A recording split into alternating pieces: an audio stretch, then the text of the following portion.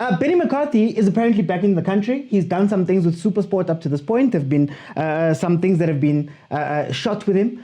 Benni McCarthy, of course, was overseas at Manchester United, where he was the strikers coach for Erik ten Hag's team. But when the season ended, they decided to add Ruud van Nistelrooy to that technical team and take Benni out. So he is currently a free agent. For those who don't know, Benni McCarthy coached Cape Town City and then coached Amazulu to second place before a falling out with management caused him to leave. An alleged falling out, just to be sure. An alleged falling out forced him out of the club. So now Benni McCarthy is apparently back in the country, but there's two rumors that are swirling. Rumor number one is that Benni McCarthy is wanted by Mamelodi Sundowns. Allegedly, he has had conversations with the Mamelodi Sundowns leadership, Abo Fleming Beg, about possibly taking the job. We all know that Coach Mangoba Mngqithi, while he's the head coach right now, he hasn't been confirmed fully as the head coach. And you'd imagine that it wasn't a change that happened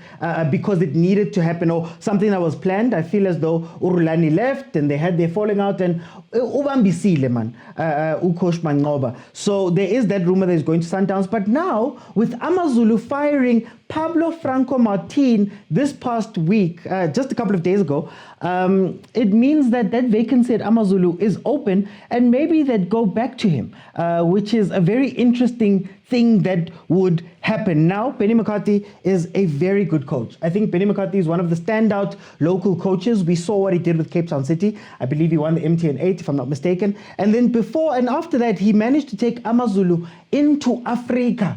They were second. Since then, Amazulu has been struggling to get back to that point. We've seen our coach for khoza come in. We've seen Pablo Franco Martin come in. And it hasn't been very good on their side. So now what I want to speak about in this segment, honestly, is... Sorry to interrupt this video, but I need a little bit of your help. If you're watching this on YouTube, you can probably see my subscriber count. And if you can, I'd be very grateful if you would subscribe. That is actually the best way to support this channel because the bigger that number is, the better it looks to potential guests and other brands and companies that I will approach for sponsorship. It may seem like a very small thing to ask for, but it actually helps with all of this. Thank you very much. Let's get back to the video. It doesn't make sense to me. It doesn't make sense to me that a team could get rid of a coach who was doing very well at the time, who wanted resources allegedly, who wanted a commitment from the club to go forward. And the club moved him out and then brought in some European coaches that they've given leeway, they've given time, they've given resources, they've given backing. And I think that is a very interesting take, an interesting thing that happens in South African football, where our own locally based coaches are not taken as seriously as overseas coaches. Benni McCarthy, of course, is a Champions League winner. We know the history that he has. At some point, he was the second top goal scorer in England. I believe there was a season where he had outscored Cristiano Ronaldo. He has done so much in the game. And to get him, and especially after him doing well, and to kick him out is not something new, unfortunately, in the South African game. And for me, it's very worrying. You look at other coaches, you think about your Lehlono Siemas, who also got moved out of Kukune after putting them in a place where they could play African football, but to bring in an overseas coach who then kind of flopped or had his personal issues come in and he had to leave. Now they're back with Siema. We think about Botan Dans, who are fired one day, hired the next day, fired the next day, hired by another team, then go back. I think now it's his third or fourth run with the Marumo Gallants. We know that he's had long runs as well with Pochipa United. It's a telling sign that maybe our teams don't take our coaches seriously. But more importantly, do they take the recruitment of coaches seriously enough? I've often questioned that when these coaches are brought into these clubs, is there a future planning that happens? Is there a style of play that they want to bring into the club and play? Or are they signing just because somebody is available? And this is something that we have to speak about with our clubs, because they'll have coaches that do well, get rid of those coaches, and then completely change the style of play. And what was stopping you from sticking with Benni at the beginning, giving him what he had asked for, and then reaping the rewards, only to turn around and spend the same amount of money for the next couple of months? It's like trying to save for something. You're saving for something. You say you don't want to buy a TV because you're saving for a couch, but then you go and get a coffee table that costs just as much. What is happening at our clubs that is making sure that, we are seeing continuity at the clubs, that we are seeing styles of play develop, that we're seeing coaches develop? Imagine what Benni McCarthy would have been right now had he stayed in South Africa, had he stayed at Amazulu for 3-4 years. Imagine what type of development he would have made as a head coach. Imagine what he could have brought to the game. Imagine having another coach who might be elite. We don't have that many elite coaches within our borders. We don't have so many elite coaches that are South African.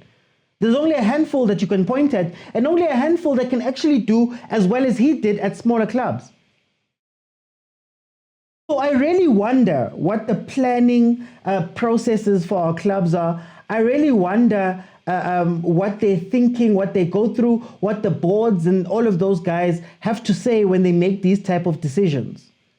Now, Pablo Franco Martin, we were told that he's a former Real Madrid assistant coach. Apparently, the real story is that he was a performance analyst for Real Madrid for 5 months.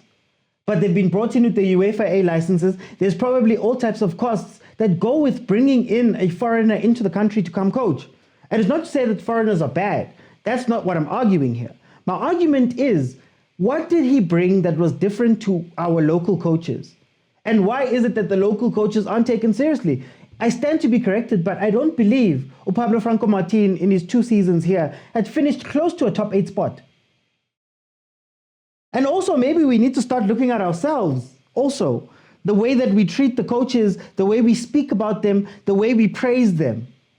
So many people were saying here that, no, give Pablo Franco Martin time because he's cooking. There's something happening in Amazulu, man. His UEFA B is working, his UEFA A is working. You look at how we speak about others, like Sid Ramovic at TS Galaxy. Sid Ramovic at TS Galaxy, yes. Did he finish, I believe he finished 7th or 6th last season, which is a great return, I guess, for TS Galaxy, but it's his 3rd season there. Yet we still say, no, he's cooking, he's doing this, he's doing this. Dan Gans has a trophy with TS Galaxy, for example. Yet we tend to talk down on our coaches. Even when you look at those management issues, listen to how glowing Ubab Zungu was when he spoke about Ufohloza, Coach Foltz. To the point where he wanted to keep him as technical director when Romain Foltz wanted to leave that club. He wanted to keep him on. He was willing to even give him a new job.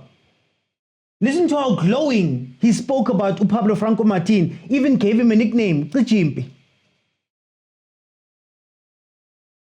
When are we going to take our own coaches serious? And on the matter of Benni McCarthy, honestly, I wouldn't go back. I wouldn't go to Amazulu. I would rather go to Sundowns if those are the 2 offers that are on the table. His agent Umwar has said that there's no chance of him going back to Amazulu, and he refused to be drawn into speaking about Mamelodi Sundowns. But if I was to make a choice, I'd go to Sundowns.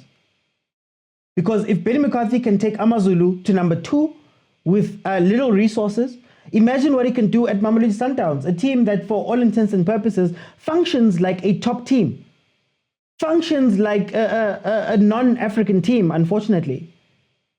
The types of players they sign, the resources they give, the trust they give to coaches. Now, will the styles of play and the history of Shushan and Piano match? I don't know. But if you were to put those 2 offers in front of me, I'd probably go with Mamelodi Sundowns, to be honest with you.